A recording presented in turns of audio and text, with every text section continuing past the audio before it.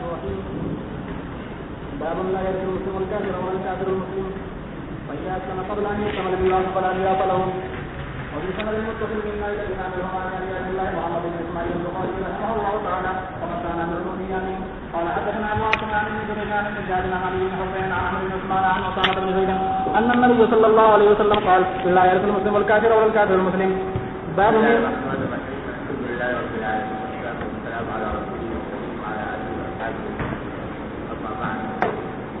حدیث میں نبی کریم صلی اللہ علیہ وسلم کا یہ ارشاد صراحت کے ساتھ مقبول ہے کہ مسلمان کافر کا وارث نہیں ہوتا اور کافر مسلمان کا وارث نہیں ہوتا، لہذا دونوں کے درمیان وراثت جاری ہے۔ بعض صحابہ و تابعین سے یہ قول مروی ہے کہ کافر تو مسلمان کا وارث نہیں ہوگا لیکن مسلمان کافر کا وارث ہو جائے گا، اور وہ استدلال کرتے تھے اسلام یعلو ولا یعلی علیہ، اسلام عالی ہے، لیکن یہ اقوال شاذہ ہے جن کا اعتبار نہیں کیا گیا، اور اجماع اسی پر ہے کہ کوئی کافر مسلمان کا وارث نہیں ہوگا، مسلمان کافر کا وارث نہیں ہوگا۔ اسی میں امام بخاری نے یہ تجربہ کے باب میں یہ تفصیل بیان فرمائی کہ اگر میراث کی تقسیم سے پہلے اسلام لے آئے کوئی شخص تب تو میراث نہیں ملے گی، کیونکہ اعتبار جو ہے وہ موت کے وقت کا ہے، تو موت کے وقت میں مسلمان تھا یا کافر تھا؟ اگر موت کے وقت میں مسلمان تھا تو وارث ہوگا، اور اگر کافر تھا تو وارث نہیں ہوگا۔ اب اگر موت کے وقت میں کوئی شخص کافر تھا لیکن میراث کے تقسیم ہونے سے پہلے مسلمان ہو گیا تب بھی اس کو میراث نہیں ملے گی۔ جی باب ميراث العبد النصراني والمكاتب النصراني وإثم من انتفى من ولده باب من ادعى خن وابن اخ. وبه قال حدثنا قتيبة بن سعيد قال حدثنا الليث عن ابن شهاب عن عروة عن عائشة رضي الله تعالى عنها وعنهم انها قالت فسمى سعد بن ابي وقاص وعبد بن زمرة في غلام فقال سعد هذا يا رسول الله ابن اخي عتبة بن ابي وقاص عهد الي انه ابنه وانظر الى شهبه. وقال عبد بن زمرة هذا اخي يا رسول الله ولد على فراشه من وليدته فنظر رسول الله صلى الله عليه وسلم الى شهبه فراى شبها بينا بعروة فقال هو يا عبد الولد للفراش وللعير الحجر واحتدي منه يا سودة بنت زمعة فقالت فلم ير سودة قط. یہ پہلے تو باب میراث عبد نصرانی اور مکاتب نصرانی، کہ اگر وہ غلام نصرانی ہے تو اب مر گیا وہ اور اس کے بعد کوئی مال ہے تو وہ مولا کا ہوگا، یہ اس وجہ سے نہیں کہ وہ میراث ہے بلکہ اس وجہ سے کہ مولا کا عبد کا سارا مال مولا ہی کی ملکیت ہوتا ہے، تو اگر وہ بچ جائے گا تو ظاہر ہے اس کی طرف جائے گا، تو اس لیے اس میں اس کو یہ نہیں کہا جا سکتا کہ میراث جاری ہو رہی ہے بلکہ اصل ملکیت ہی مولا ہے۔ اور آگے تو باب قاعدہ قومن ادعا اخن ابن اخ، یہ واقعہ تو کوئی بیان کیا ہے جو بار بار گزرا ہے، حضرت سعد بن وقاص عبد بن زمعہ کے درمیان جو ایک بچے کے بارے میں اختلاف ہوا تھا، تو اس میں حضرت سعد صاحب کہنا یہ تھا کہ جو میرے بھائی نے یہ کہا تھا کہ یہ بچہ میرا ہے، تو اپنے بھائی کو وصیت کو نافذ کرنے کے لیے انہوں نے دعویٰ کیا تھا کہ دعویٰ یہ کیا تھا کہ میرے بھائی کا بیٹا ہے، ٹھیک ہے۔ تو جواب امام بخاری کہتے ہیں کہ کسی شخص کا یہ دعویٰ کرنا کہ یہ میرا بھائی ہے یا میرا بھتیجا ہے، یہ محض دعویٰ اس کے حق میں اپنے حق میں تو قابل قبول ہے، یعنی اپنے آپ کا قابل قبول ہونے کا معنی یہ ہے کہ اگر اس کا کوئی اور وارث نہ ہو تو جس کو اس نے بھائی کہا ہے یا جس کو اس نے بھتیجا کہا ہے وہ وارث ہو جائے گا، لیکن نسب ثابت نہیں ہوگا اس کے بھائی سے جب تک کہ اس کا بینہ پیش نہ کرے یا اس کے بارے میں فیصلہ نہ کیا جائے۔ رسول کریم صلی اللہ علیہ وسلم نے پھر فیصلہ جو ہے وہ آخر میں عبد بن زمعہ کے حق میں کیا، لہذا اس سے بھی یہ بات معلوم ہو رہی ہے کہ محض کسی کو بھتیجا کہہ دینے سے وہ بھتیجا نہیں ہو جاتا، البتہ خود کہنے والے کے حق میں وہ بھتیجا ہو گیا اور اس کی وجہ سے خود وہ اگر مرے گا تو اس کا وارث وہ بھتیجا اگر کوئی اور نہ ہو تو وہ وارث ہوگا۔ یہ ہے مقصد اس باب کا۔ جی باب من ادعى الى غير ابي. وبه قال حدثنا مسدد قال حدثنا خالد هو ابن عبد الله قال حدثنا خالد عن ابي عثمان عن سالم قال سمعت النبي صلى الله عليه وسلم يقول ما ادعى الى غير ابي وهو يعلم انه غير ابي فالجنة عليه حرام. فذكرت لابي بكر فقال وانا سمعته وابناي ووعاه قلبي من رسول الله صلى الله عليه وسلم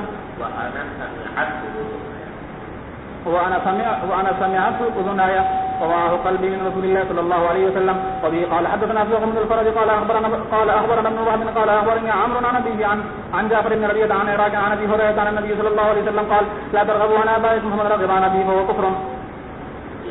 باب جداد المرء ابنا. وبه قال حدثنا ابو اليمان قال اخبرنا شعيب قال حدثنا ابو زناد عن عبد الرحمن الاعرج عن ابي هريره ان رسول الله صلى الله عليه وسلم قال كانت امراتان ومعهما ابنهما جاءت فذهب بابن احدهما فقالت لصاحبتها انما ذهب ابنك وقالت الاخرى انما ذهب بابنك فتحاكمت الى داود فقضى به للكفر فخرجت على سليمان بن داود فاخبرته فقال اتوني بالسكين اشق بينهما فقالت الصغرى لا تقل يرحمك الله وابنها فقضى به للصغرى.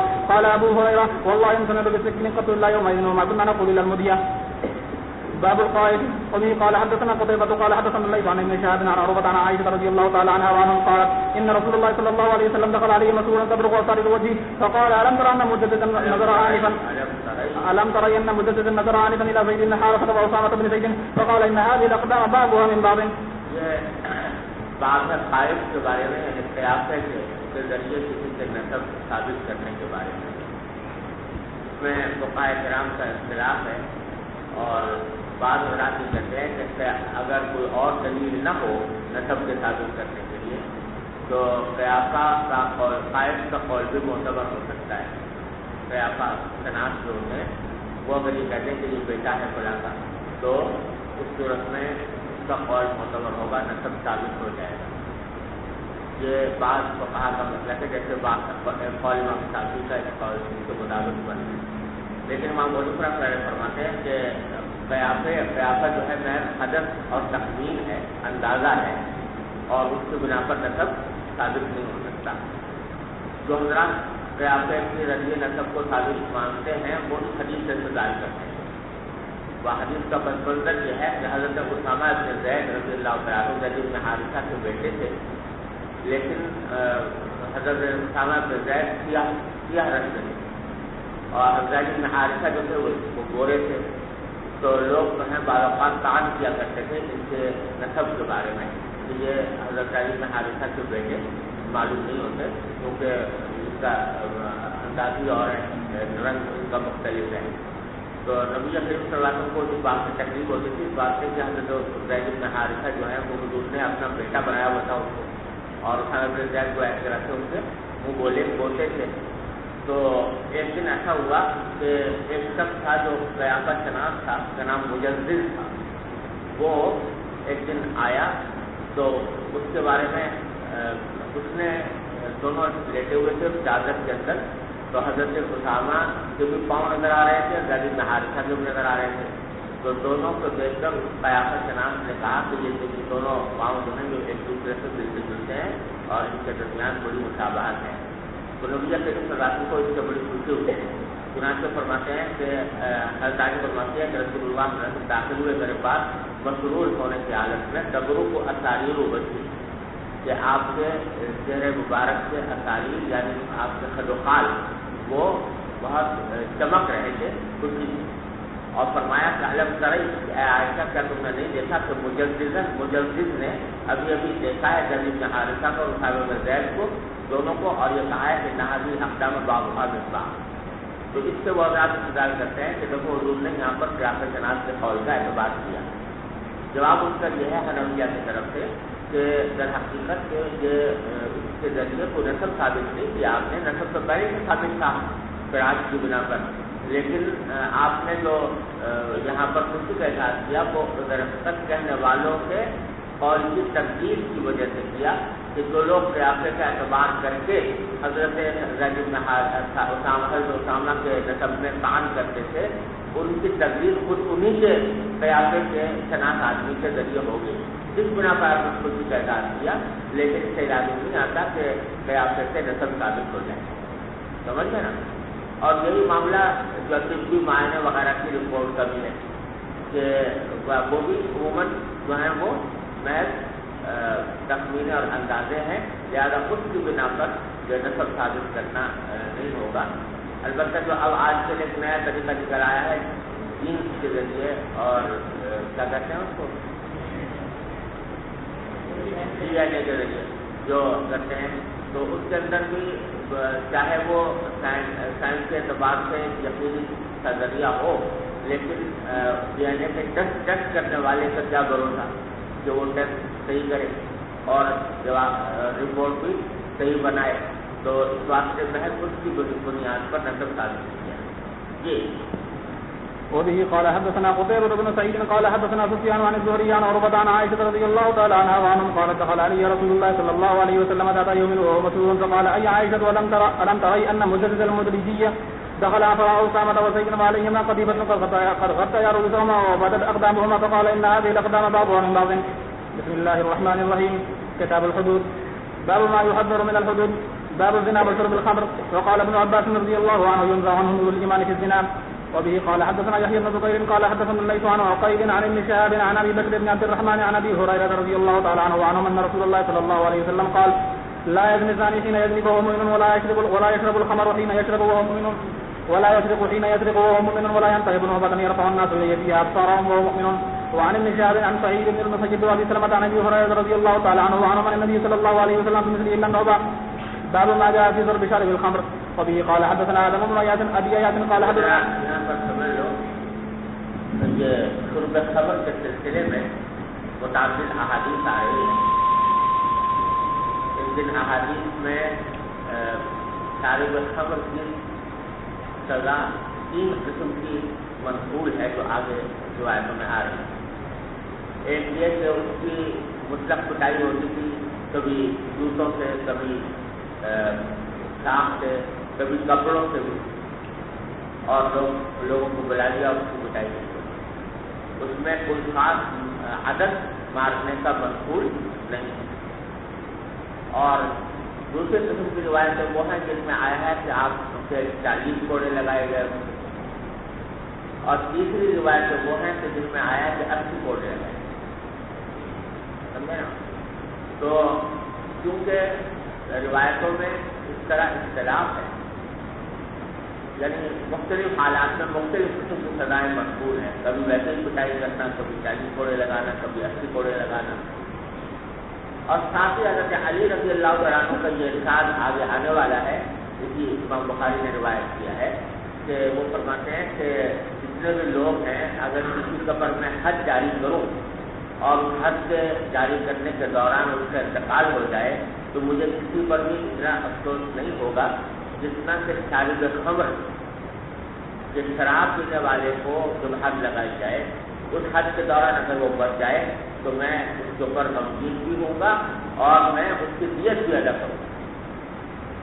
کیوں ادا کروں گا؟ اس واسطے کہ حضرت علی رضی اللہ عنہ فرماتے ہیں کہ کیونکہ حضور افضل صلی اللہ علیہ وسلم نے اس بارے میں کوئی سنت نہیں چھوڑی. سمجھے نا؟ لہٰذا جو کچھ بھی ہم مار رہے ہیں وہ اپنے استنباط اور اجتہاد کی بنیاد پر مار رہے ہیں. لہٰذا اگر کسی کا انتقال ہو گیا تو میں اس کی دیت ادا کروں گا. یہ داعی کا احساس حضرت امام بخاری نے نقل کیا ہے. یہ آگے آنے والا ہے. ما كنت لأقيم حدا على أحد فيموت فأجد في نفسي إلا صاحب الخمر فإنه لو مات بديت وذلك أن رسول الله صلى الله عليه وسلم لم يسنه. کہ حضور نے اس کی سنت یہ نہیں چھوڑی ہے کہ اس کو 80 کوڑے مارے جائیں. ارے سمجھ رہا ہو؟ تو یہ 3 قسم کی سزائیں تو آئی ہیں. اور 7واں طریقہ یہ قول ہے, اس کی بنا پر بعض فقہا نے جو فرمایا کہ شرب خمر میں کوئی حد نہیں ہے بلکہ تعزیر. سمجھے نا؟ اور یہی قول امام طحاوی رحمۃ اللہ نے اختیار کیا.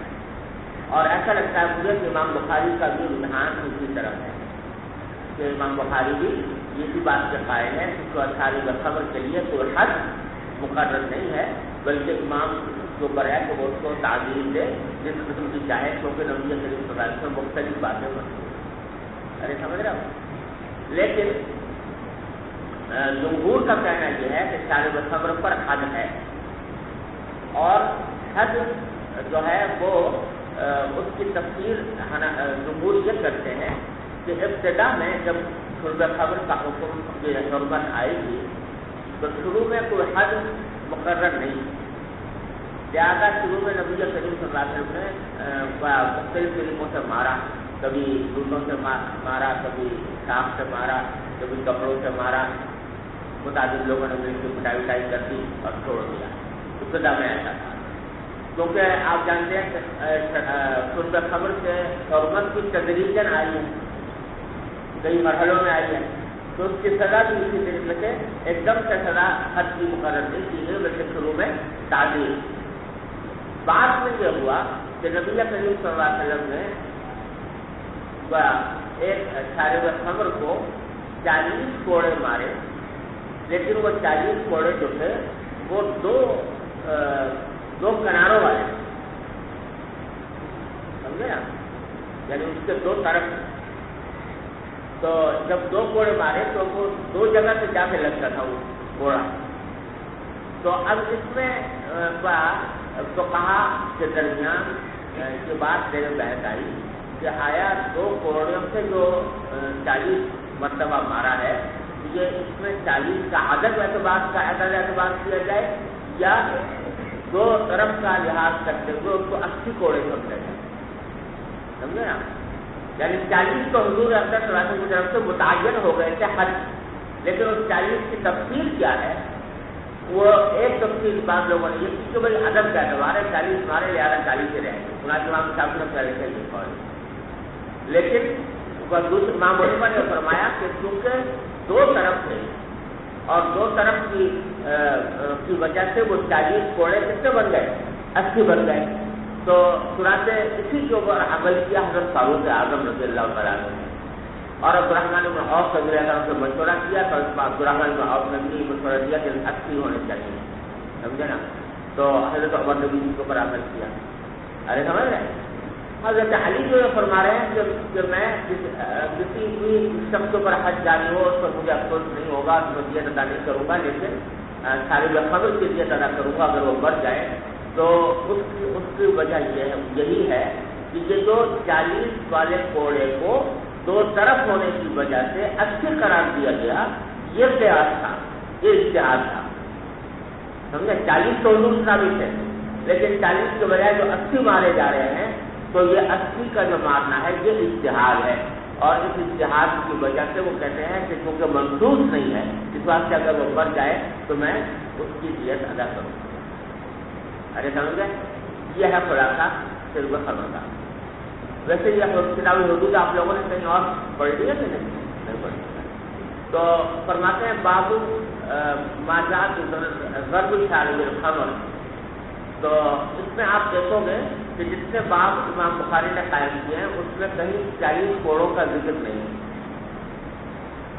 باب میں, ترجمہ الباب میں, جس سے میں کہہ رہا ہوں کہ ان کا مذہب بظاہر وہ ہے جو امام تحاوی کا ہے کہ شارب خمر پر حد نہیں ہے بلکہ تعزیر. چنانچہ فرماتے ہیں کہ بابو ماجا کی ضرب شارب الخمر, اس میں روایت تک ہے کہ انس رضی اللہ عنہ کی جو پڑھی ہے حدیث پڑھی نہیں پڑھی, پڑھو. وبه قال حدثنا آدم بن أبي إياس قال حدثنا شعبة قال حدثنا قتادة عن أنس بن مالك أن النبي صلى الله عليه وسلم قال وحدثنا عبد بن عمر قال حدثنا هشام عن قتادة عن أنس أن النبي صلى الله عليه وسلم ضرب بالخمر بالجريد والنعال وجلد أبو بكر 40. یعنی آپ نے جرید اور نعال, جرید مانے ساخت اور جوتوں سے مارا, اور صدیق اکبر نے 40 کوڑے مارے, لیکن 40 کوڑے وہی 2 طرف والے.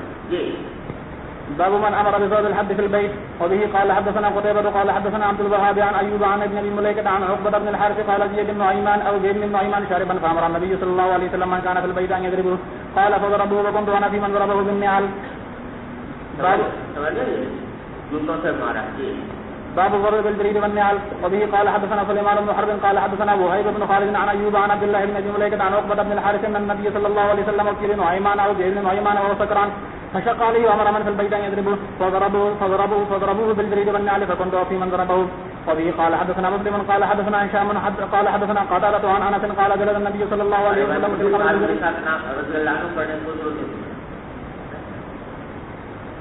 عن عقبة بن الحارث ان النبي صلى الله عليه وسلم وكيل نعيمان او زيد بن نعيمان وهو سكران فشق عليه وامر من في البيت ان يضربوه فضربوه بالجريد والنعال فكنت في من ضربه. وبه قال حدثنا مسلم قال حدثنا هشام قال حدثنا قتادة عن انس قال جلد النبي صلى الله عليه وسلم في الخمر بالجريد والنعال وجلد ابو بكر 40 وجلد ابو بكر رضي الله تعالى عنه 40. وبه قال حدثنا قتيبة قال حدثنا ابو زمرة قال انس عن يزيد بن الهادي عن محمد بن ابراهيم عن ابي سلمة عن ابي هريرة رضي الله تعالى عنه وعنهم أتي النبي صلى الله عليه وسلم برجل قد شرب قال اضربوه قال ابو هريرة فمن الظالم بيده والظالم بن عليه والظالم بثوبه فلما انصرف قال بعض القوم يخزاك الله قال لا تقولوا هكذا لا تعين عليه شيطان وبه قال جب اس کو پٹائی ہو گئی تو بعض لوگوں نے اس کو بدعا بھی دی کہ افزاک اللہ، تو انہوں نے فرمایا کہ ایسا نہ کرو، لا تعینوا علیہ شیطان، شیطان کی مدد نہ کرو. اب سزا تو جاری ہو گئی، لہٰذا اب خامخواہ اس کو زبان سے بد دعائیں دینا یا برا بھلا کہنا یہ ٹھیک نہیں. جی اور یہ قال اتنا تیز نہیں پڑھنا چاہیے جیسا تم پڑھ رہے ہو، ایک ایک لفظ سمجھ نہیں آتا کیا پڑھ رہے ہو، اتنا تیز نہیں پڑھنا چاہیے. ہاں. وبه قال حدثنا عبد الله بن عبد الوهاب قال حدثنا خالد بن الحارث قال حدثنا سفيان قال حدثنا ابو حسين قال سمعت عمير بن سعيد النخعي قال سمعت علي بن ابي طالب قال ما كنت ليقيم حدا على احد فيموت فاجد في نفسه الا صاحب الخمر فانه لو مات وديته وذلك ان رسول الله صلى الله عليه وسلم لم يسنه. وبه قال حدثنا مكي بن ابراهيم عن الجعير عن يزيد بن حصيفة عن السائب بن يزيد قال كنا نؤتى بشارب على عهد رسول الله صلى الله عليه وسلم وامرأة ابي بكر وصبا من خلافة عمر فنقوم إليه بأيدينا ونعلنا وأرجلنا حتى كان آخر امرأة عمر فجلد 40 حتى إذا أتوا فانسقوا جلد 80. کہتے ہیں انہوں نے یہ تفصیل کی ہے کہ جب حضرت عمر کے آخری زمانہ آیا تو انہوں نے 40 کوڑے لگائے، پھر جب زیادہ وہ سرکش ہو گئے، زیادہ خوش کا ارتکاب کیا تو 80 لگائے. تو اس سے بھی وہ لوگ انتظار کر رہے ہیں تعدیل والے، جو شروع میں 40 کے لیے 80 کرتی ہے. لیکن جمہور کا کہنا یہ ہے کہ یہ بات اس طرح نہیں ہوئی تھی کہ زیادہ سرکشی کی توسیع بڑھا دیے، بلکہ 40 کی تفسیر میں اختلاف تھا. اور پھر آخر میں حضرت عمر کی رائے حضرت الرحمن بن عوف رضی اللہ عنہ کے ساتھ مل کر یہ ہو گئی کہ وہ چونکہ دو طرف والے کوڑے تھے 40 کے طور سے 80 کوڑے لگانے چاہیے. جی باب ما يكره من لعن شارب الخمر وانه ليس بخارج من المله. وبه قال حدثنا يحيى بن بكير قال باب ما يكره من لعن شارب الخمر يكره من لعن شارب الخمر وانه ليس بخارج من المله. وبه قال حدثنا يحيى بن بكير قال حدثنا الليث قال حدثني خالد بن يزيد عن سعيد بن ابي هلال عن زيد بن اسلم عن ابيه عن عمر بن الخطاب رضي الله تعالى عنه وعنهم أن رجلا على عهد النبي صلى الله عليه وسلم كان اسمه عبد الله وكان يلقب حمارا وكان يضحك رسول الله صلى الله عليه وسلم وكان رسول الله صلى الله عليه وسلم قد جلده بشراب فوتي به يوما فأمر به فجلده. فقال رجل من القوم اللهم لعنهم ما أكثر ما يؤتى به. فقال النبي صلى الله عليه وسلم لا تلعنوا فوالله ما علمت إنه يحب الله ورسوله. یہاں زبان فرماتے ہیں کہ ایک شخص تھا حضور کے زمانے میں جس کا نام عبداللہ تھا اور لقب حمار تھا، لوگوں نے لقب حمار کا رکھا تھا.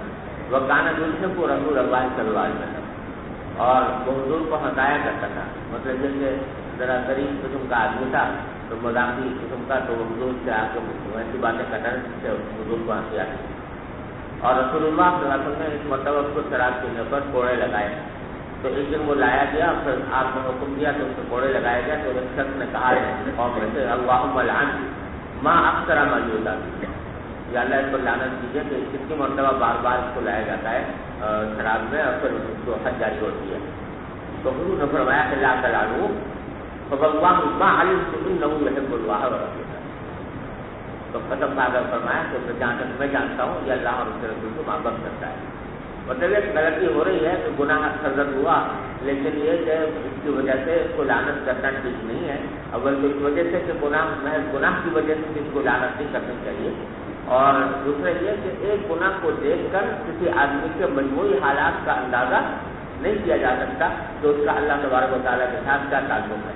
اسی بات سے یہ کہا جاتا ہے کہ گناہ سے نفرت کرو، گناہ گار سے نہیں. گناہ گار سے نفرت نہیں، نفرت کس سے ہے؟ گناہ سے ہے. لہذا کیا پتا کہ جس شخص سے یہ گناہ سرزد ہوا ہے یا ہو رہا ہے اللہ تعالیٰ کے ساتھ اس کا کیا تعلق ہے ہم نہیں جانتے. اس واسطے اس کو محض اس کی ذات کو لعنت کرنا یہ صحیح بات ہے. جی وبه قال حدثنا علي بن عبد الله بن جعفر قال حدثنا انس بن عياض قال حدثنا ابن الهادي عن محمد بن ابراهيم عن ابي سلمة عن ابي هريرة رضي الله تعالى عنه وعنهم قال أتي النبي صلى الله عليه وسلم بسكران فقام يضرب فمنا من يضرب بيده ومنا من يضرب بنعله ومنا من يضرب بثوبه فلما انصرف قال رجل ما له وفاه الله. فقال رسول الله صلى الله عليه وسلم لا تكونوا عون الشيطان على اخيكم. باب الصادق حين يسرق. وبه قال حدثنا عمرو بن علي قال حدثنا عبد الله بن داود قال حدثنا فضيل بن غضبان عن عكرمة عن ابن عباس عن ابن عباس رضي الله تعالى عنه وعنهم عن النبي صلى الله عليه وسلم قال لا يزني الزاني حين يزني وهو مؤمن ولا يسرق حين يسرق وهو مؤمن باب لعن السارق اذا لم يسم وبه قال حدثنا. تو ویسے تو اردو نے منع فرمایا کہ مسلمان کو لعنت کرنے کو اور یہاں تک کہ سارے خبر کو بھی لعنت کرنے سے منع فرمایا. لیکن اگر کسی کا نام لیے بغیر مطلق کسی گناہ کے اوپر لعنت کی جائے تو یہ ہو سکتا ہے. جیسے سارق کا نام لیے بغیر تو ویسے ہی اردو نے فرمایا لعنت اللہ سارق. تو کسی خاص شخص کا نام نہیں لیا تو اس طرح لعنت کرنا چاہیے معلوم ہوتا ہے. جی. وبه قال حدثنا عمر بن حفص بن غياث قال حدثنا ابي قال حدثنا الاعمش قال سمعت ابا صالح عن ابي هريره رضي الله تعالى عنه وعنهم عن النبي صلى الله عليه وسلم قال لعن الله السارق يسرق البيضة فتقطع يده ويسرق الحبل فتقطع يده. قال الاعمش كانوا يرون انه بيض الحديد والحبل كانوا يرون انه منها ما يصادي دراهمه. یہ حضرت ابو ہریرہ کی روایت ہے کہ نبی کریم صلی اللہ علیہ وسلم نے فرمایا کہ لعن اللہ السارق, اللہ تعالیٰ کے اوپر لعنت کرے, یسرق البیضة فتقطع یده, کوئی بیضہ چوری کر لیتا ہے تو اس کو اس کا ہاتھ کٹ جاتا ہے. وہ یسرق الحبل فتقطع یده, اور ایک رسی چوری کر لیتا ہے تو اس کا ہاتھ کٹ جاتا ہے. اس حدیث سے استدلال کیا ابن حزم وغیرہ نے, جو یہ کہتے ہیں ایسے بعض اہل ظاہر کہ قطع ید کے لیے کوئی نصاب مقرر نہیں ہے چوری کا, لیکن چھوٹی سے چھوٹی چیز بھی کوئی چرا لے تو اس کا ہاتھ کٹے گا. ویسے آگے تفصیل آ رہی ہے کہ امام ابو حنیفہ رحمۃ اللہ علیہ کے نزدیک کم سے کم کتنا ہونا چاہیے 10 درہم, اور امام ائمہ ثلاثہ کے نزدیک ربع دینار یعنی 3 درہم یا ربع دینار ہونا چاہیے. اور ان کا کہنا یہ ہے بعض اہل ظاہر کا کہ نہیں کوئی نصاب مقرر نہیں ہے, بلکہ ذرا سی بھی چیز کو چوری کر لے گا تو اس کا ہاتھ کاٹا جائے گا. وہ اس حدیث سے استدلال کرتے ہیں کہ دیکھو بیضہ ہے, بیضہ کو فرمایا کہ بیضہ یعنی انڈا چوری کر لے تو اس کا ہاتھ کٹے گا. اب انڈا جو ہے وہ تو 3 درہم سے بہت کم کا ہوتا ہے, 10 درہم اس سے بہت زیادہ ہوتا ہے, اور انڈا جو ہے وہ 3 درہم سے بہت کم کا ہوتا تھا کچھ زمانے میں کم سے کم, سمجھے نا. اور اسی طریقے سے رسی, تو رسی جو ہے وہ 3 درہم یا 10 درہم کی نہیں ہوتی, اس کے باوجود آپ کا ہاتھ کٹے گا.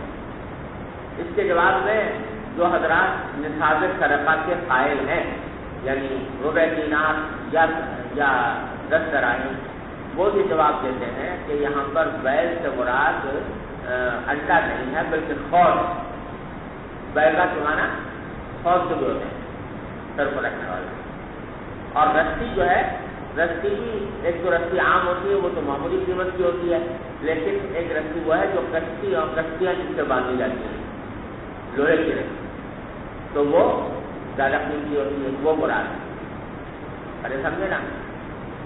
تو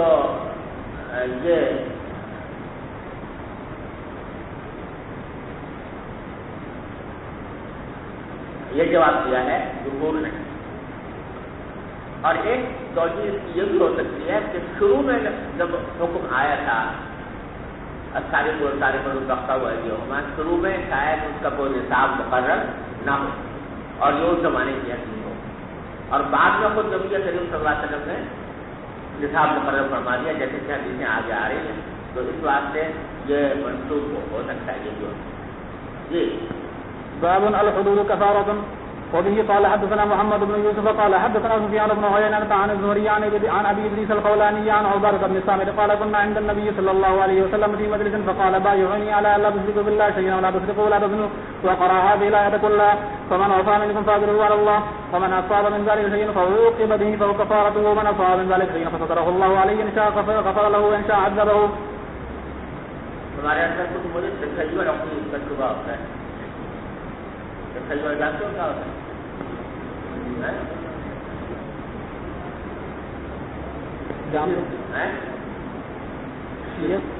ہاں, شیعیت کا کسی صحابی کے ساتھ رضی اللہ عنہ پڑھنے کا معمولی نہیں.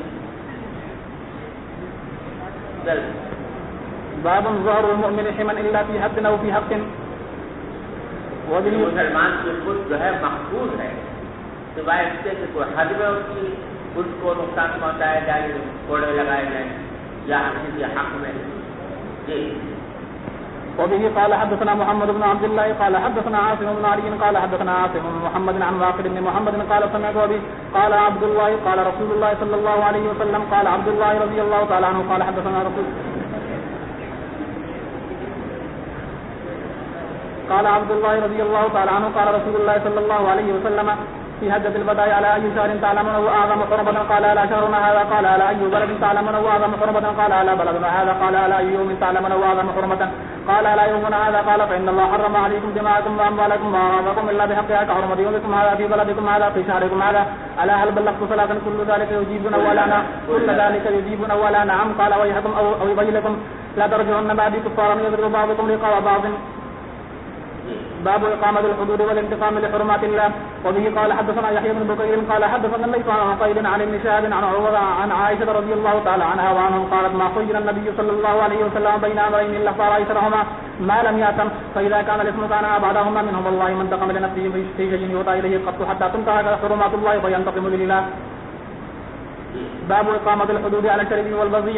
وبه قال حدثنا أبو الوليد قال حدثنا الليث عن ابن شهاب عن عروة عن عائشة رضي الله تعالى عنها وعنهم أن أسامة كلم النبي صلى الله عليه وسلم في امرأة فقال إنما هلك من كان قبلكم أنهم كانوا يقيمون الحد على البغي ويتركون على الشريف والذي نفسي بيدي لو فاطمة فعلت ذلك لقطعت يدها. باب كراهية الشفاعة في الحد وإذا رفع إلى السلطان.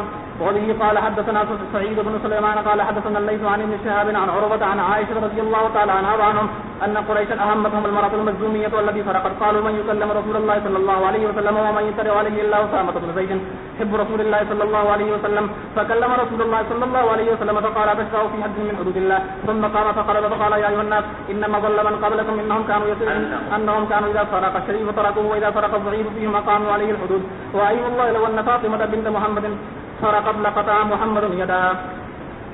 باب قول الله والسارق والسارقة فاقطعوا أيديهما وفي كم تقطع وقطع علي من الكف.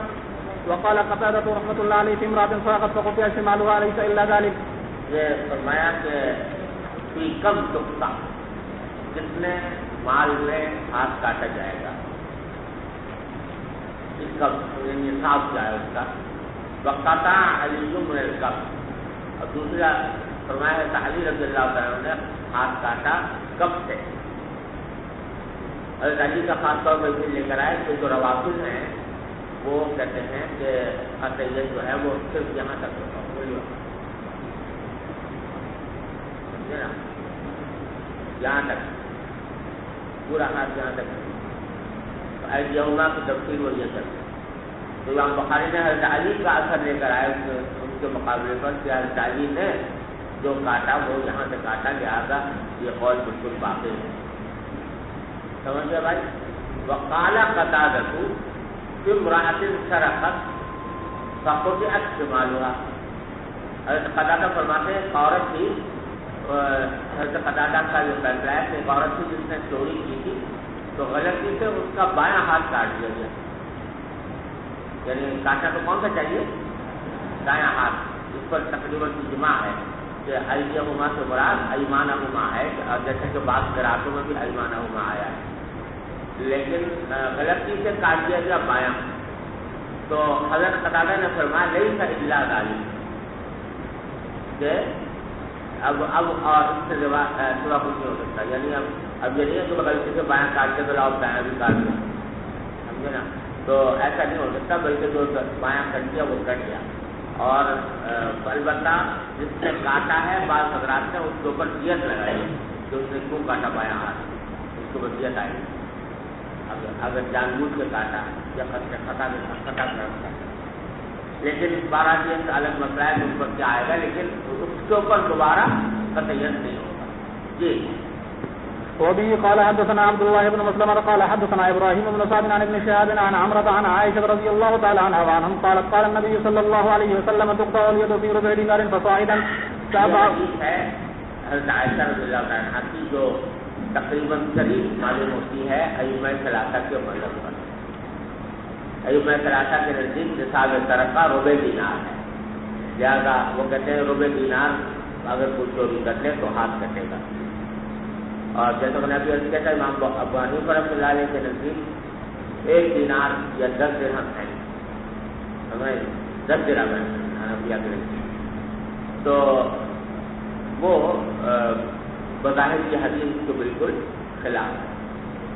حنفیہ کی تفصیلی ہے وہ ذرا سمجھ لو، وہ یہ ہے کہ اس پر میں نے تقریہ فضل المرید میں بھی تفصیل کے ساتھ بحث کی ہے تمام روایات کو مد نظر رکھنے کے بعد، کہ اصل میں حضرت عائشہ رضی اللہ عنہ کی اصل روایت وہ ہے جو آگے آ رہی ہے کہ آپ نے قطعیت فرمایا فی ثمن الوجن، ڈھال کے لیے، یعنی ایک اگر کوئی ڈھال ہوتی ہے تلوار کو بچنے کے لیے استعمال کی جاتی ہے، وجن کہتے ہیں اس کو، تو اس کو وجن بھی کہتے ہیں، ترس بھی کہتے ہیں اور حجفہ بھی کہتے ہیں، تینوں لفظ آئے ہیں ابھی۔ تو ایک ڈھال، حضرت عائشہ کی اصل حدیث یہ تھی کہ اگر کوئی سب ڈھال چوری کر لے کہ ڈھال کی قیمت کی کوئی چیز چوری کر لے تو اس پر قطعیت ہوگا۔ ٹھیک، اصل حضرت عائشہ کی حدیث میں ثمن الوجن تھا۔ ٹھیک، اب ثمن الوجن کتنی ہوتی ہے اس کے بارے میں مختلف حضرات نے اندازے لگائے، تو زیادہ تر لوگوں نے اندازہ لگایا کہ یہ 3 درہم ہوتی ہے۔ جب 3 درہم کا لگایا، 3 درہم اس زمانے میں ربع دینار کے برابر تھا، تو اس واسطے انہوں نے راوی نے تصرف کر کے یہ کہا کہ حضور نے ربع دینار میں حکم دیا ہے۔ اصل بات کیا تھی؟ ثمن الوجن۔ البتہ ان حضرات نے تو اندازہ لگایا 3 دراہم کا جو ربع دینار کا، لیکن حضرت عبداللہ بن مسعود رضی اللہ تعالیٰ عنہ حضرت عبداللہ اور حضرت عبداللہ بن عباس، ان حضرات سے مروی ہے کہ وہ ثمن الوجن، وہ وجن جس کے اندر حضور نے ہاتھ کاٹا، وہ 10 درہم پر مشتمل ہے۔ عبداللہ بن عباس رضی اللہ عنہ کی روایت امام طحاوی نے نقل کیا کہ کان قیمت الوجن الذی قطع فی رسول اللہ صلی اللہ علیہ وسلم 10 دراہم، اور نسائی میں بھی حدیث آئی ہے۔ سمجھے بھائی؟ تو اس کو حنفیہ نے اختیار کیا، اگرچہ دوسری روایات بھی ہیں جو یہ کہتی ہیں کہ ثمن الوجن جو تھی وہ 3 درہم تھی یا ربع دینار تھی، لیکن جب حد کا معاملہ آ جائے تو حد میں اس روایت کو دیا جاتا ہے تعارض کے وقت میں کہ جو ادرا للحد ہو، جس سے حد زیادہ دفع ہو سکے، سمجھ گئے نا؟ تو 3 درہم کے بجائے 10 درہم والی روایت کیونکہ اکثر ہے لہٰذا اس کو اختیار کر لیا گیا۔ ارے سمجھ لو، یہ ہے صورتحال حنفیہ کے نزدیک۔ البتہ ائمہ ثلاثہ ربع دینار کے قائل ہے، اور وہ معاوضی کا شعر سنا کبھی آپ نے نہیں؟ ابو العلا معاوضی تھا نا، بڑا بڑی قسم کا ایک شاعر تھا ابو العلا معاوضی، تو اس نے اسی ربع دینار کے اوپر یہ شعر کہا تھا، وہ ایک طرح سے شریعت پر اعتراض تھا کہ یدم بخمس معین عزت بدیت فما بالها قطعت فی ربع دینار، کہ یہ ہاتھ جو ہے یہ اگر یہ کوئی دوسرے کا کاٹ دے تو اس کی دیت کتنی ہوتی ہے؟ 500 دینار، سمجھے نا؟ 500 دینار۔ یدم بخمس معین عزت بدیت، عزت کہتے ہیں سونے کو، تو 500 دینار سونے سے اس کی دیت ہوتی ہے۔ فما بالها قطعت فی ربع دینار، لیکن دوسری طرف اگر چوری کی صورت میں چوری کا نصاب ربع دینار ہے، کہ یا تو 500 اس کی دیت ہے، اب یا پھر ربع دینار کے اندر وہ کاٹ دیا جاتا ہے، سمجھے نا؟ تو یہ استدلال کیے اس نے معاوضی نے اعتراض کیا تھا ربع دینار کی بنیاد کے اوپر۔ امام شافعی رحمۃ اللہ نے اس کا جواب دیا ہے کہ ہناک مظلومۃ غالت کی قیمت یہاں وہاں ہونا غلبت حانت علی الباری، تو وہ جو ہے جس کی دیت 500 مقرر کی گئی ہے وہ تو مظلوم ہاتھ ہے، تو غالب کی قیمت کیا، اس کی قیمت کہیں سے کہیں بڑھ گئی، وہاں ہونا غلبت، اور یہ ہاتھ جو ہے یہ ظالم ہے، تو حانت علی الباری اللہ تعالیٰ کے نزدیک کو بالکل سمجھے نا وہ کیا ہو گیا؟ بے حقیقت ہو گیا، بے قیمت ہو گیا، سمجھ گیا بھائی؟ اور ایک دوسرے ابو الفتح بستی نے جواب دیا کہ عز الامانت اغلاها وارخصها ذل الخیانت ففهم حکمت الباری، عزت الامانت اغلاها، امانت کی عزت نے اس ہاتھ کو بہت گراں کر دیا، وارخصها ذل الخیانت، اور خیانت کی ذلت نے اس کو سستا بنا دیا، ففهم حکمت الباری. جی تابعه عبد الرحمن بن خالد وابن اخي الزهري وعمار عن الزهري وبه قال حدثنا اسماعيل بن ابي اويس عن ابن بهز عن يونس عن ابن شهاب عن عروة بن الزبير وعمرة عن عائشة رضي الله تعالى عنها وعنهم عن النبي صلى الله عليه وسلم قال تقطع يد السارق في ربع دينار. وبه قال حدثنا عمران بن ميسرة قال حدثنا عبد الوارث قال حدثنا الحسين عن يحيى يعني ابن ابي كثير عن محمد بن عبد الرحمن الانصاري عن عمرة بنت عبد الرحمن حدثته أن عائشة رضي الله تعالى عنها وعنهم حدثتهم عن النبي صلى الله عليه وسلم قال تقطع في ربع دينار. وبه قال حدثنا عثمان بن ابي شيبة قال حدثنا عبد عن هشام بن عروة عن ابيه قال اخبرتني عائشة رضي الله تعالى عنها وعنهم ان يد السارق لم تقطع على عهد النبي صلى الله عليه وسلم الا في ثمن مجن حدفة او ترس. وبه قال حدثنا عثمان قال حدثنا حميد بن عبد الرحمن قال حدثنا هشام بن عروة عن ابيه عن عائشة مثله. وبه قال حدثنا محمد بن مقاتل قال اخبرنا عبد الله قال اخبرنا هشام بن عروة عن ابيه عن عائشة رضي الله تعالى عنها وعنهم قالت لم تكن تقطع يد السارق في يدنا من حدفة او ترس كل واحد منهم على ثمن. وبه قال حدثنا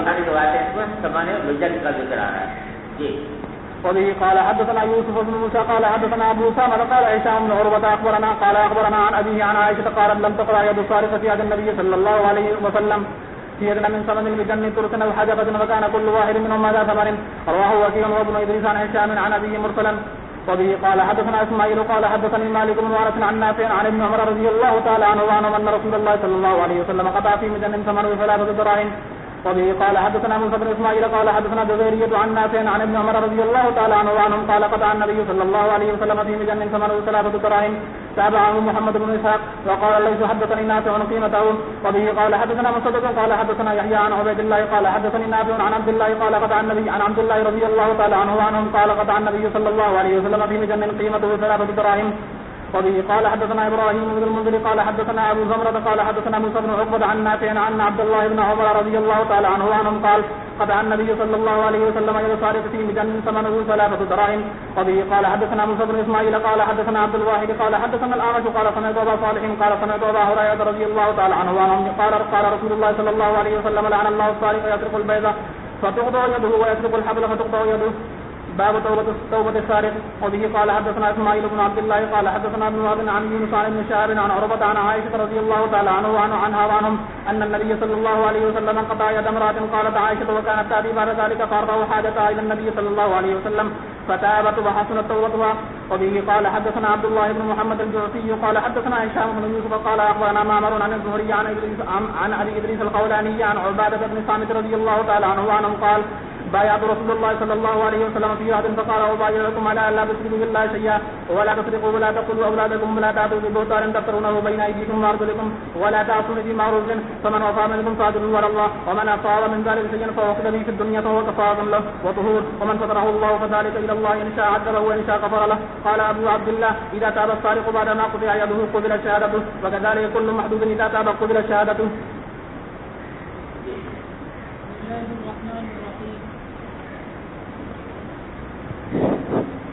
بسم الله الرحمن الرحيم. كتاب المحاربين من أهل الكفر والردة.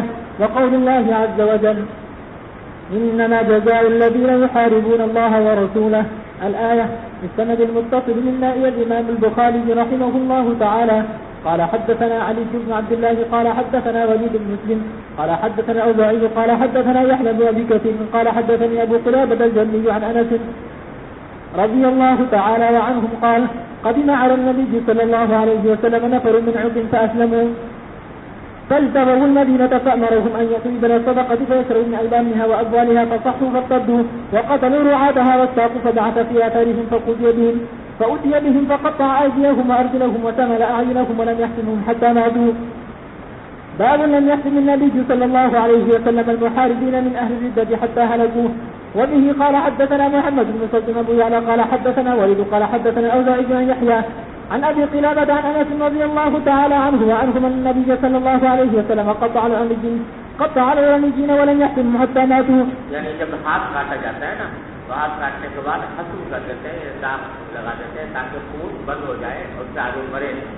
لیکن کیونکہ ان کا تو مارنا ہی مقصود تھا اس واسطے حسم نہیں ہوتا یہ باب لم يسق المرتدون المحاربون حتى ماتوا. وبه قال حدثنا موسى بن اسماعيل عن وهب بن ايوب عن ابي قلابة عن انس رضي الله تعالى عنه وعنهم قال قدم ركب من حزن على النبي صلى الله عليه وسلم كانوا في الصفة فاجتووا المدينة فقالوا يا رسول الله أبغنا لسا فقال ما أجد لكم إلا أن تلحقوا بإبل رسول الله صلى الله عليه وسلم فأتوها فشربوا من ألبانها وأبوالها حتى صحوا وسمنوا فقتلوا الراعي واستاقوا الزوج فأتى النبي صلى الله عليه وسلم الصريخ فبعث الطلب في آثارهم فما ترجى النهار إلا أتي بهم فأمر بمسامير فوسمت فكحلهم وقطع أيديهم وأرجلهم وما حسنهم ثم القوا في الحرة يستسقون فما سقوا حتى ماتوا.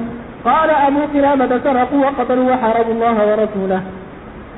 باب ثمر النبي صلى الله عليه وسلم أعين المحاربين. وبه قال حدثنا قتيبة قال حدثنا حماد بن زيد عن أيوب عن القلابة عن أبي قلابة عن أنس بن مالك رضي الله تعالى عنه وعنهم أن رهطا من حزن قال من عيينة ولا أعلمه إلا قال عزن قدموا المدينة فأمر لهم النبي صلى الله عليه وسلم بلقاح وأمرهم أن يخرجوا فيشربوا من أبوابها وألبانها فشربوا حتى إذا برئوا قتلوا الراعي واستاقوا الغنم فبلغ النبي صلى الله عليه وسلم غرفة فبعث الطلب في أثارهم فما ارتفع النهار حتى جاء بهم فأمر فقطع أيديهم وأرجلهم وسمر أعينهم ووقوا بالحرة يستسقون فلا يسقون.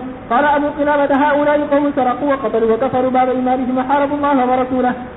باب فضل من ترك الفواحش. وبه قال حدثنا محمد بن سلام قال أخبرنا عبد الله عن عبيد الله بن عمر عن خبيب بن عبد الرحمن عن حفص بن عاصم عن أبي هريرة رضي الله تعالى عنه وعنهم عن النبي صلى الله عليه وسلم قال 7 يظلهم الله يوم القيامة في ظله يوم لا ظل إلا ظله إمام عادل وشاب نشأ في عبادة الله ورجل ذكر الله في خلاء ففاضت عيناه ورجل قلبه معلق في المسجد ورجلان تحابان في الله ورجل دعته امرأة ذات منصب وجمال إلى نفسها قال إني أخاف الله ورجل تصدق فأخفى حتى لا تعلم شماله ما صنعت يمينه. وبه قال حدثنا محمد بن أبي بكر قال حدثنا عمر بن علي قال وحدثني خليفة قال حدثنا عمر بن علي قال حدثنا أبو حازم قال حدثنا أبو حازم عن سهل بن سعيد الساعدي رضي الله تعالى عنه وعنهم قال النبي صلى الله عليه وسلم من توكل لما بين رجليه وما بين يحييه توكلت له بالجنة.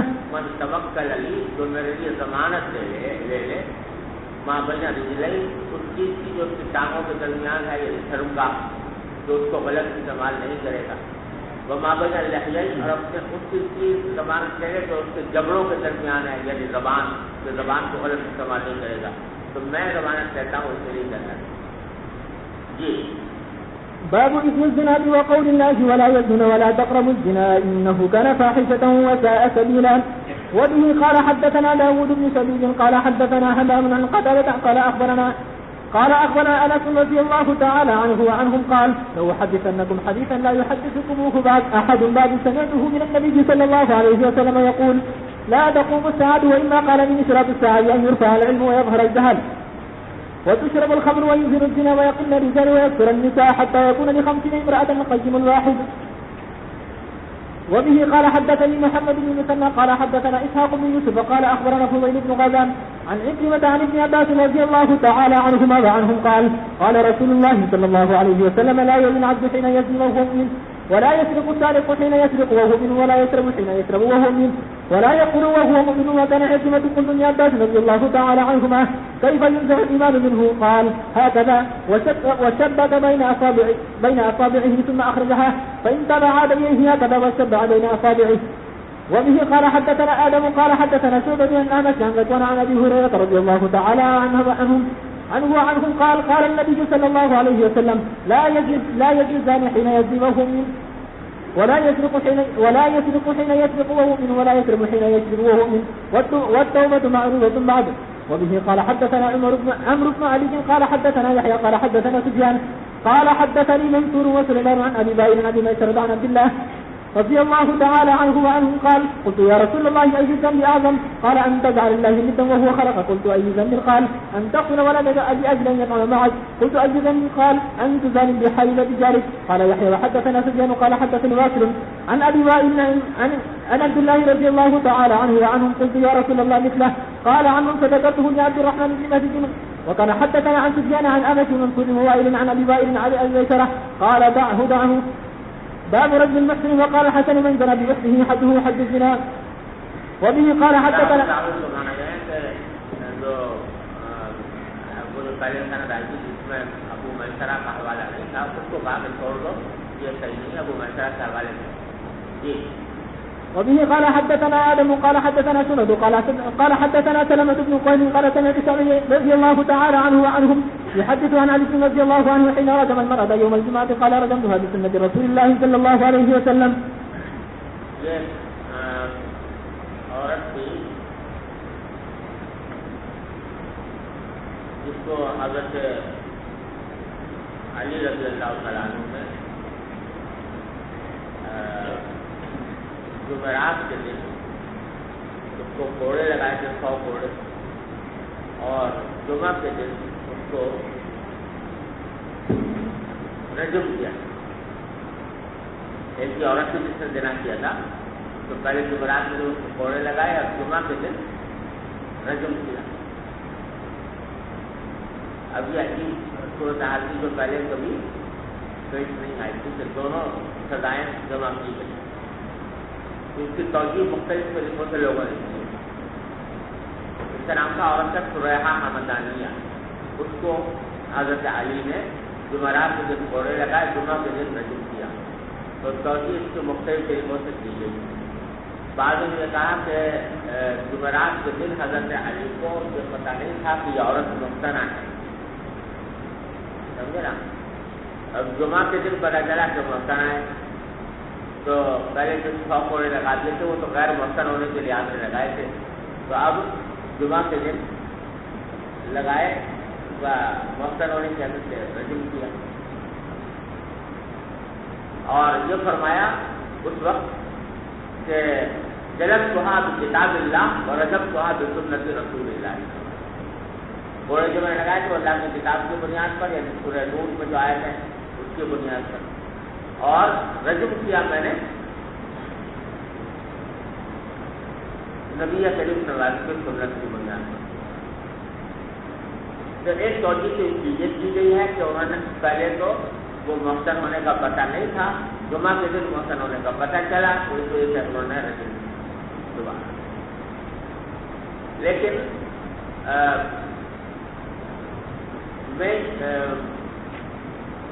میں نے جو کچھ غور کیا ہے اس مسئلے کے اوپر اور ان کے تمام احادیث متعلقہ کی تحقیق اور ان کو مد نظر رکھنے کے بعد وہ کچھ اور بات ہے. وہ یہ ہے اور وہ یہ طرح میری بات نہیں ہے بلکہ ان کی تاریخ امام احمد بن حنبل رحمۃ اللہ علیہ اور حضرت شاہ ولی اللہ رحمۃ اللہ علیہ کے اقوال سے بھی ہوتی ہے.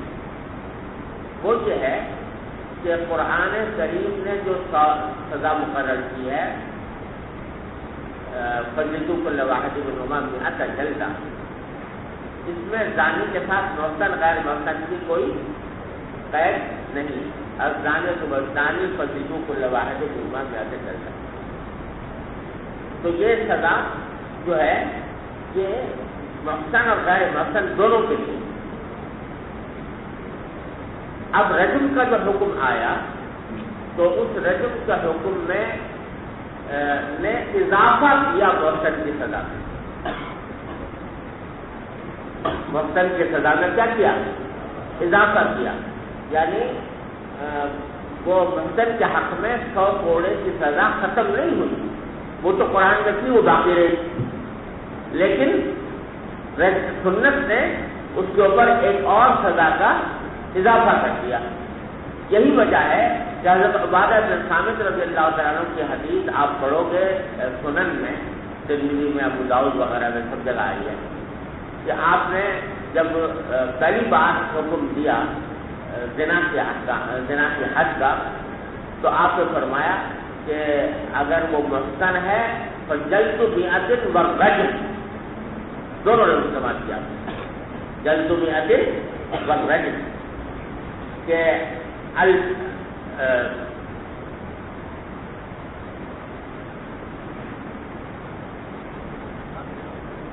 الفکر بالفکر جلد مئۃ والتغریب عام والشیخ بالشیخ ہے، یا اب مجھے الفاظ صحیح یاد نہیں ہے، کہ مثل کے لیے فرمایا کہ جو شادی شدہ ہیں ان کے لیے جلد مئۃ والرجم، دونوں آپ نے ذکر کیا، جلد مئۃ اور رجم۔ یہاں تو بعد میں سامنے نظر کی حدیث ہے، ساری سنن میں آئی ہے، اب ترمذی ابو داؤد وغیرہ میں، تو آپ نے دونوں چیزیں جمع کر کے بیان کرنا ہے۔ اس سے معلوم ہوتا ہے کہ رجم جو ہے وہ کتاب اللہ پر ایک مزید اضافہ تھا سنت کے ذریعے، اور اس نے محسن کے حق میں 100 کوڑے کی سزا ختم نہیں، ارے سمجھے۔ البتہ یہ ہوتا ہے قاعدہ کہ جب ایک آدمی 2 سزاؤں کا مستوجب ہو جائے، ان میں سے ایک سزا جو ہے وہ انسان کو سزائے موت ہے، تو جب سزائے موت ہوتی ہے تو وہ اس کے چھوٹی سزا اس میں مدغم ہو جائے، سمجھے نا، یعنی امام کو اختیار ہوتا ہے کہ وہ چاہے تو اس کو مدغم کر دے۔ تو اصل میں تو زانی اور محسن دونوں سزاؤں کا مستوجب تھا، 100 کوڑوں کا بھی اور رجم کا بھی، لیکن جب نبی کریم صلی اللہ علیہ وسلم نے سزا پر عمل فرمایا تو عمل فرماتے ہوئے آپ نے چھوٹی سزا کو بڑی سزا میں مدغم کر دیا اور عملاً صرف رجم کیا، سمجھ گئے۔ لیکن امام کا یہ اختیار پھر بھی باقی ہے کہ اگر وہ چاہے تو کسی وقت اصل پر عمل کرے کہ پہلے 100 کوڑے لگائے اور پھر رجم کرے، یہ اختیار اب بھی امام کا باقی ہے۔ چنانچہ حضرت علی رضی اللہ تعالیٰ عنہ نے اس اختیار پر عمل کرتے ہوئے 100 کوڑے لگائے پہلے اور رجم کیا اگلے دن، دونوں کو جمع کیا، اور یہ فرمایا کہ جلدتھا بکتاب اللہ ورجمتھا بسنت رسول اللہ صلی اللہ علیہ وسلم۔ اگر وہ بات ہوتی جو عام طور سے کہی جاتی ہے کہ جمعرات کے دن ان کو محسن ہونے کا علم نہیں تھا اور جمعہ کے دن محسن ہونے کا علم ہوا، تو آپ یہ فرماتے ہیں کہ مجھ سے غلطی ہو گئی تھی، کل مجھے پتہ نہیں چلا تھا کہ یہ محسن ہے، اس واسطے میں نے کوڑ لگا دیے تھے اور اب میں صحیح اصل حد اب جاری کر رہا ہوں، ایسی کوئی بات حضرت علی نے نہیں فرمائی۔ اس کے بجائے فرمایا جلدتھا بکتاب اللہ ورجمتھا بسنت رسول اللہ صلی اللہ علیہ وسلم۔ لہذا یہ انہوں نے اپنے اس اختیار کو استعمال کیا جو امام کو حاصل ہے۔ امام احمد بن حنبل رحمۃ اللہ علیہ کا یہی قول بھی ہے، اور حضرت شاہ ولی اللہ رحمۃ اللہ علیہ نے بھی اس کی تائید کی ہے۔ تو اس سے بہت سے اشکالات کا خاتمہ ہو جاتا ہے جو حدیث سے تشکیل آتے ہیں۔ ارے سمجھ لو ہے یہ ہے، چلیے۔ وبه قال حدثنا إسحاق قال حدثنا خالد عن الشيباني قال سألت عبد الله بن أبي أوفى رضي الله تعالى عنه وعنهم هل رجم رسول الله صلى الله عليه وسلم قال نعم قلت قبل سورة النون أو بعد قال لا أدري۔ یہ شیبانی کہتے ہیں کہ میں نے عبداللہ بن ابی اوفی رضی اللہ تعالیٰ عنہ سے پوچھا کہ رسول اللہ صلی اللہ علیہ وسلم رجم کیا ہے، تو انہوں نے کہا ہاں کیا ہے۔ تو میں نے پوچھا سورہ نور سے پہلے یا سورہ نور سے بعد، تو انہوں نے کہا مجھے پتہ نہیں۔ سوال اس لیے کیا انہوں نے سب ذرا سمجھ اس کا پس منظر کہ خوارج جو ہیں وہ رجم کے منکر تھے، خوارج وہ کہتے ہیں رجم نہیں ہے، بس وہی 100 کوڑے والی سزا ہے، رجم کے قائل نہیں ہے۔ تو یہ چونکہ بات چل رہی تھی تو اس واسطے انہوں نے پوچھا عبداللہ بن اوفی سے کہ حضور نے رجم کیا، انہوں نے کہا کیا۔ تو انہوں نے پوچھا کہ سورہ نور سے پہلے یا سورہ نور کے بعد۔ سورہ نور میں چونکہ حکم دیا گیا ہے زانی کے لیے 100 کوڑوں کا، ازانی جو ازانی سجدوں کو لواحت منوان میں آتا جلدا۔ تو یہ پوچھ رہے ہیں کہ اگر یہ ثابت ہو جائے کہ رجم آپ نے پہلے کیا تھا سورہ نور سے، تو اس کا مطلب یہ ہوگا کہ سورہ نور نے رجم کے سزا کو منسوخ کر کے 100 کوڑے کر دیے، لیکن اگر بعد میں کیا تو اس کا معنی یہ کہ سورہ نور کی آیت کے باوجود یہ ایک اضافہ نبی کریم صلی اللہ علیہ وسلم کی طرف سے ہوا۔ اس سے سوال کیا انہوں نے، عبداللہ بن ابی اوفی نے جواب دیا کہ مجھے پتہ نہیں، لیکن تحقیق اس کی یہ ہے کہ رجم کے سارے واقعات سورہ نور کے بعد، سمجھے نا۔ اور میں نے تکمیلہ فتح الملیم میں اس کو ثابت کیا ہے متعدد دلائل سے، اور وجہ اس کی یہ ہے کہ یہ بات طے شدہ ہے کہ اسلام میں سب سے پہلا رجم جو ہے وہ یہودیوں کا ہوا، جو آگے جن کا واقعہ آنے والا ہے، سمجھے نا. اور اس یہودیوں کے رجم میں عبداللہ بن حارث بن جذر رضی اللہ تعالیٰ عنہ خود شریک تھے. وہ کہتے ہیں میں نے خود مارا. اور عبداللہ بن حارث بن جذر جو ہے سن 8 ہجری میں اسلام لائے. لہذا یہودیوں کا جو رجم ہوا سن 8 ہجری کے آس پاس ہوا. ٹھیک، یہ بات معلوم ہو گئی. سورہ نور نازل ہوئی ہے سن 5 ہجری میں، کیونکہ سورہ نور جو ہے وہ واقعہ عشق میں نازل ہوئی ہے نا. اور واقعہ عشق جو ہے وہ غزوہ بر المصطلق کے موقع پر پیش آیا. غزوہ بر المصطلق کے بارے میں زیادہ سے زیادہ روایت جو ہے وہ 6 ہجری کی ہے. بعض کہتے ہیں 4، بعض کہتے ہیں 5، بعض کہتے ہیں 6. تو اگر 6 کو بھی لے لیں تو سورہ نور سن 6 ہجری میں یہ آیت نازل ہوئی. اور پہلا واقعہ رجم کا جو ہے وہ سن 8 ہجری کا ہے. لہذا جو ہے یہ ثابت ہو گیا کہ پہلے سب سے تمام واقعات جو ہے سورہ نور سے بعد. چلیے. وبه قال حدثنا محمد بن مقاتل قال حدثنا عبد الله قال اخبرنا يونس عن ابن شهاب قال حدثني ابو سلمة بن عبد الرحمن عن جابر بن عبد الله الانصاري رضي الله تعالى عنه وعنهم ان رجلا من اسلم اتى رسول الله صلى الله عليه وسلم فحدثه انه قد زنى فشهد على نفسه 4 شهادات فامر به رسول الله صلى الله عليه وسلم فرجم وكان قد اسلم. باب لا يرجم المجنون والمجنون. وقال علي بن عمر رضي الله تعالى عنهما اما علمت ان القلم رفع عن المجنون حتى يفيق وعن السبيل حتى يفيق وعن النائم حتى يستيقظ. وبه قال حدثنا يحيى بن بكير قال حدثنا الليث عنه وقال عن ابن شهاب عن ابي سلمة سعيد المسيب عن ابي هريرة رضي الله تعالى عنهم قال أتى رجل رسول الله صلى الله عليه وسلم وهو في المسجد فناداه فقال يا رسول الله إني زنيت فأعرض عنه حتى ردد عليه 4 مرات فلما شهد على نفسه 4 مرات دعاه النبي صلى الله عليه وسلم قال أبي كبير قال لا قال فهل اقتن قال نعم فقال النبي صلى الله عليه وسلم اذهبوا به فارجموه. قال ابن شهاب فأخبرني من سمع جابر بن عبد الله قال فكنت في من رجمه فرجمناه بالمصلى فلما أبلغ الحجارة هرب فأدركناه بالحرة فرجمناه. باب للعاهر الحجر. وبه قال حدثنا أبو الوليد قال حدثنا الحجر جو ہے العاهر الحجر سے باروت نانا تو یہ بیان کیے جاتے ہیں کہ جو ظالم ہے اس کو پتھر ہے یعنی وہ نامراد ہے، ناکام ہے، یعنی اس کو اولاد اس کی طرف منسوخ نہیں ہوگی. لیکن امام بخاری یہاں پر جو لائے ہیں اس کو وہ یہ بتانے کے لیے کہ اس میں دوسرے معنی کا بھی احتمال ہے کہ ظالم کو پتھر ہے یعنی رجم ہوگا. سمجھے نا. تو بعض اوقات کو کلمہ دو معنی استعمال کیا جاتا ہے، سمجھے نا. تو اس میں دونوں قسم کے معنی کا لحاظ ہوتا ہے.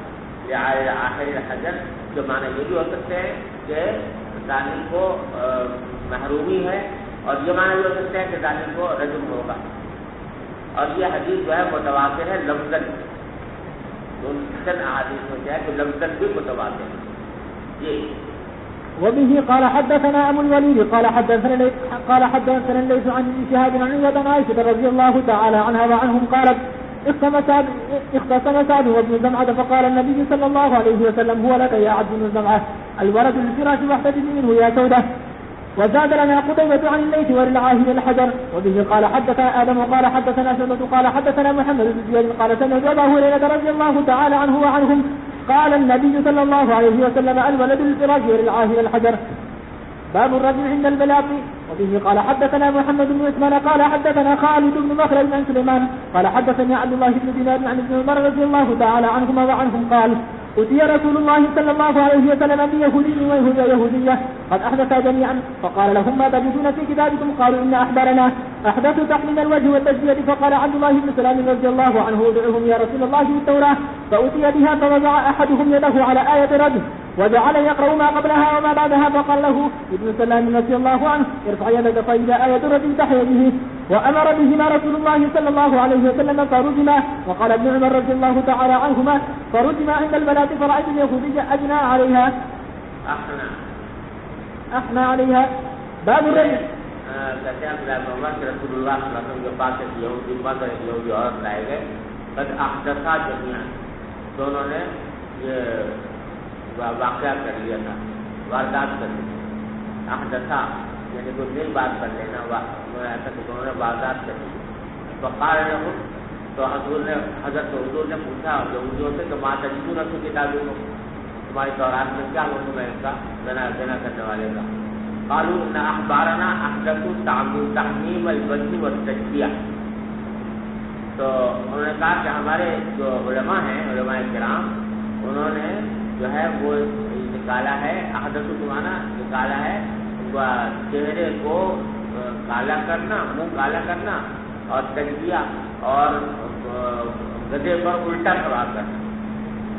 یعنی جو ہمارا بنا کرتے تو انہوں نے کہا بھائی رجم مجھے کو مشکل کام ہے، تو ایسا کرو کہ اس کو گھوڑے گدھے پر الٹا سوار کرو. تشبیہ کہتے الٹا سوار کرنا گدھے پر، اور اس کا منہ کالا کرو اور ذرا اس کا تماشا بناؤ، پورے شہر میں اس کو گھماؤ. یہ ہے ہمارے یہاں سزا. عالم تو عبداللہ بن سلام نے فرمایا کہ ادعوہم یا رسول اللہ بالتوراۃ، ان کو ذرا دعوت دیجیے کہ یہ تورات لے کر آئیں. فأتی بها فوضع احد یدہ علی آیۃ الرجم، تو ایک شخص اس کو آیت الرجم پر ہاتھ رکھ دیا تاکہ وہ دکھائی نہ دے. اور یہ عبداللہ بن سوریہ تھا، یہ شخص عبداللہ بن سوریہ تھا، کانا تھا آنکھ سے، اور یہ جو ہے بڑا ان کا عالم سمجھا جاتا تھا. تو وہی آیا تھا، تو اس نے وہاں ہاتھ رکھ دیا. وجعل یقرأ ما قبلها وما بعدها، آگے پیچھے کو پڑھنے شروع کر دیا. وقال له السلام ارفع يدك، عبداللہ علیہ السلام نے کہا، وہ جانتے ہی سب گھر کے بیٹے تھے، تو اپنا ہاتھ اٹھاؤ، ایسا آئے تو گھر کے تحت یہ تو نظر آ گئی. فامر بهما رسول اللہ صلی اللہ علیہ وسلم فرجما، قال ابن عمر فرجما عند البلاء، دونوں کو رجم کیا گیا اس پختہ فرش کی جگہ. بلاغ جو ہے پختہ فرش جہاں پر کہ نماز جنازہ آپ پڑھا کرتے تھے. تو فرائض یہودیہ احنا علیہا، تو میں نے یہودی کو دیکھا کہ وہ جھک رہا تھا اس عورت کے اوپر، یعنی مرنے میں بھی اس کو بچا رہا تھا کہ کسی طرح اس کو پتھر نہ لگے، مجھے لگ جائے، یہ کر رہا تھا. جی باب الرجم بالمصلى. وبه قال حدثنا محمود قال حدثنا عبد الرزاق قال اخبرنا معمر عن الزهري عن ابي سلمة. دونوں روایتیں احنا بھی ہے اجنا بھی ہے، دونوں کے معنی حاصل یہ ہے کہ جھک جانا دوسروں کو بچانے. جی قال اخبرنا معمر عن الزهري عن ابي سلمة عن جابر رضي الله تعالى عنه وعنهم ان رجلا من اسلم جاء النبي صلى الله عليه وسلم فاعترف بالزنا واعرض عنه النبي صلى الله عليه وسلم حين شهد على نفسه 4 مرات. فقال له النبي صلى الله عليه وسلم أتقتلونه؟ قال لا. قال أحسن؟ فقال نعم. فأمر به فرجم بالمصلى، فلما أدلقه الحجارة فر فأدرك فرجم حتى مات. فقال له النبي صلى الله عليه وسلم خير، وصلى عليه ولم يقل يونس وفي الكلين عن الزهري فصلى عليه. وسئل أبو عبد الله صلى عليه يصح؟ قال رواه معمر. فقيل له رواه غير معمر؟ قال لا. صلى الله تعالى